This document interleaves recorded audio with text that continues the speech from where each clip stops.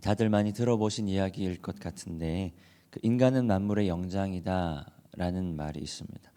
사실 누가 한 말인지는 정확하게는 알 수가 없는데요.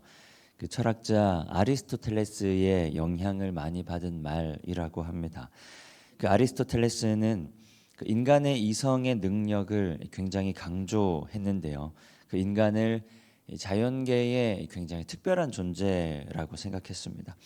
하나님의 창조물 중에 인간이 그리고 내가 가장 으뜸인 존재라고 여겼던 것입니다.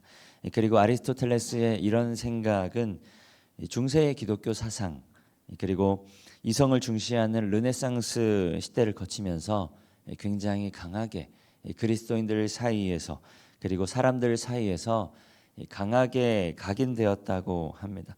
당시의 사람들은 인간이 하나님께서 창조하신 그 어떤 창조물, 그 어떤 존재들보다 뛰어난 존재이고, 그리고 하나님께서 애초에 인간을, 하나님께서 애초에 우리를 그렇게 창조하셨다라고 생각했습니다.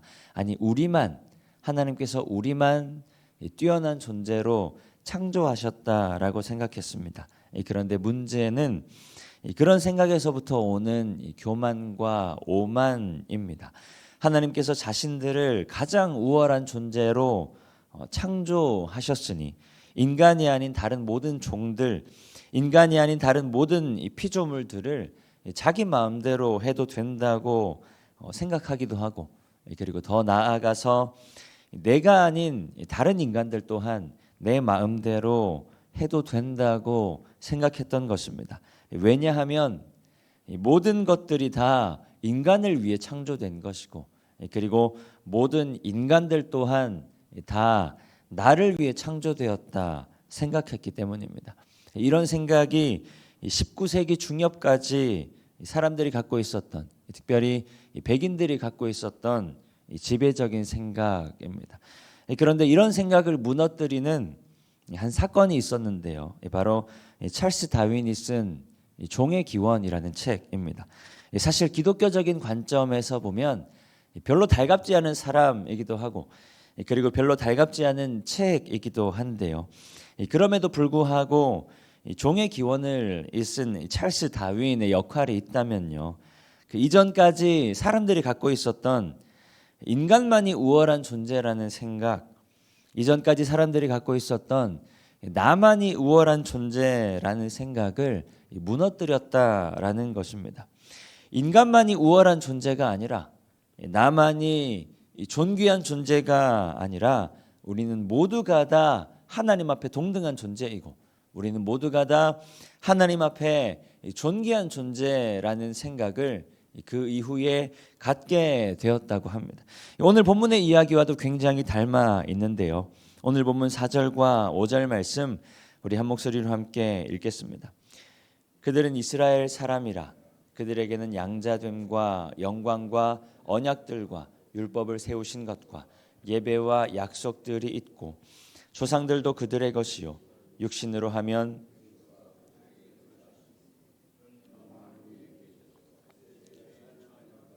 하나님이시니라. 아멘. 4절에서 이야기하는 그들은 유대인들을 이야기하는 것입니다. 유대인들이 어떤 사람이냐? 스스로 생각하기에 선택받은 민족이기도 하고요. 그리고 율법을 담당한 사람들입니다. 하나님 앞에서 하나님의 말씀을 받은 사람들이라는 말이죠. 그리고 또 하나님께서 택하신 제사장 나라, 제사장 민족입니다. 하나님께서 그들을 통해, 그들뿐만 아니라 유대인들을 통해 유대인뿐만 아니라 온 민족을 구원하시려는 이 뜻을 유대인들에게 보여주신 것입니다. 그 말씀을 따라 예수님께서 이 땅 가운데 오신 것이죠. 해서 유대인들은 자신들만이 하나님 앞에서 우월한 존재, 자신들만이 하나님 앞에서 우월한 민족이라 생각했습니다. 왜냐하면 하나님께서 우리들을 택하셨기 때문에, 하나님께서 우리들만을 택하셨기 때문에 우리는 하나님 앞에서 그 어떤 민족들보다 우월한 민족이라고 여겼던 것입니다. 물론 자부심 가질만 한 일이기도 합니다. 이렇게 생각해 보면 쉽습니다. 자식이 잘 되면 이 부모가 으쓱하는 것처럼, 그리고 이 부모님이 돈이 많거나 사회적으로 높은 지위에 있으면 또 자식이 으쓱할 수 있는 것처럼, 그리고 또 교회가 이름이 나면, 교회가 훌륭한 일을 많이 하면, 교회가 지역 가운데에 좋은 이야기들을 많이 들으면 교인들이 자랑스러워할 수 있는 것처럼 유대인들 또한 그럴 수 있다라는 것입니다. 그런데 이런 질문을 한번 던져봅니다. 그런데 그것들이 과연 구원과 무슨 관계가 있는 것인가? 우리가 교회를 다니다 보면 구원과 관련된 대답하기 어려운 질문들이 몇 가지 있습니다.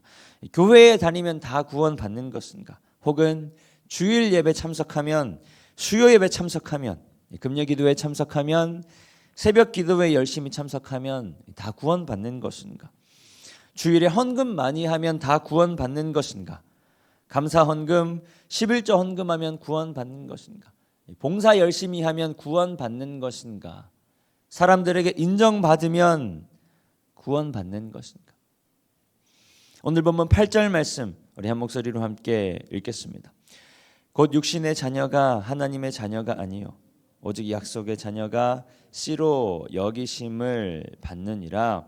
본문 말씀에 이렇게 이야기하고 있는 것입니다. 육신을 따라 낳은 자가 구원을 받는 것이 아니라, 육신을 따라 낳은 자가 하나님의 자녀가 되는 것이 아니라, 하나님의 약속을 따라 낳은 자라야 온전한 씨로 여김 받는 것이다. 창세기에 보면 아브라함의 이야기가 나오죠. 아브라함을 향해서 하나님께서 약속하십니다.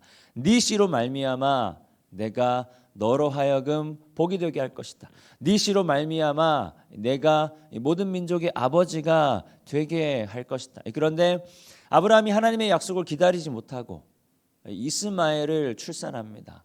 그러면서 하나님께서 다시 아브라함에게 약속하세요. 내가 네 씨로 말미암아 너로 하여금 모든 민족의 아버지가 되게 할 것이다. 그렇게 이스마엘을 낳은 후에 14년이 지난 다음에 낳은 아들이 바로 이삭이라는 아들입니다.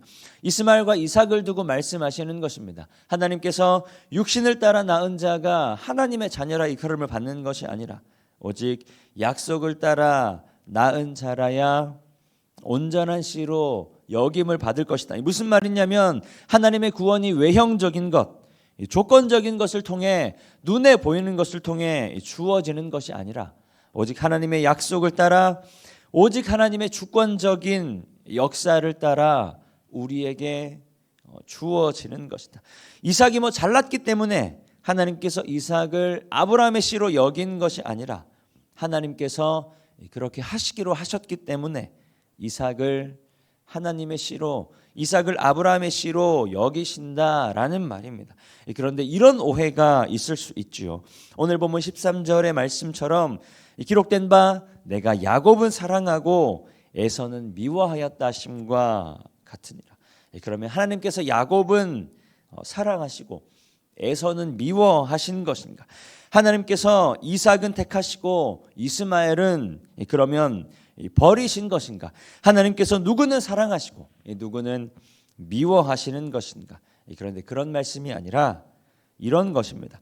하나님의 구원의 역사를 써내려 가시는데 어떤 사람은 이런 모양으로, 어떤 사람은 저런 모양으로, 사람들이 바라보기에는 어떤 사람은 하나님의 극심한 사랑을 받는 모양으로, 어떤 사람은 조금 덜 사랑받는 모양으로, 우리가 바라보기에 어떤 사람은 주연과 같은 모양으로, 어떤 사람은 하나님의 역사를 써내려 가시는데 조연과 같은 모양으로 하나님께서 사용하신다라는 것입니다. 그러니 어떤 사람은 필요한 존재이고 어떤 사람은 버리시는 존재가 아니라 하나님께서 하나님의 구원 역사를 써내려 가시는데 모양은 다르지만 하나님의 꼭 필요한 존재로 사용하신다라는 말입니다. 무슨 말이냐면 하나님 앞에서 이삭도 이스마엘도, 하나님 앞에서 야곱도 에서도 동등하게 존귀한 존재라 이야기하고 있는 것입니다. 마찬가지로 하나님의 구원은 우리의 육신의 어떠함을 통해 주어지는 것이 아니라 외적인 조건의 어떠함을 통해 주어지는 것도 아니라 오직 하나님의 약속을 따라 하나님의 주권적인 역사를 따라 우리에게 주어지는 것이니 나는 공로 전혀 없도다. 오직 주님의 은혜라는 것입니다. 이 구원은 우리가 확정하거나 자신할 수 있는 것이 아니라 오직 전적인 하나님의 손에 달려 있는 것이니 나는 그저 예수 십자가 보혈 의지함으로 묵묵히 그리고 겸손히 하나님 앞에 서 있을 뿐이라는 것입니다. 그러니 교회에 다닌다고 예배 열심히 참석한다고 열심히 봉사한다고 헌금 많이 한다고 직분에 올라 있다고 의시될 필요 전혀 없고 그저 하나님 앞에 주신 사명 감당하며 살아가는 것입니다. 그것이 하나님께서 우리에게 주시는 구원받은 자의 삶인 줄 믿습니다. 그것이 하나님께서 우리에게 허락하신 구원을 완성해가는 삶인 줄 믿습니다. 그렇게 주님 허락하신 귀한 오늘의 삶 가운데 겸손히 그리고 담담히 주님 맡기신 삶을 감당하며 하나님 우리에게 허락하신 하나님의 구원을 완성해가는 우리 모든 성도님들 되시기를 축복합니다. 우리 시간 주신 말씀 기억하며 함께 기도하겠습니다.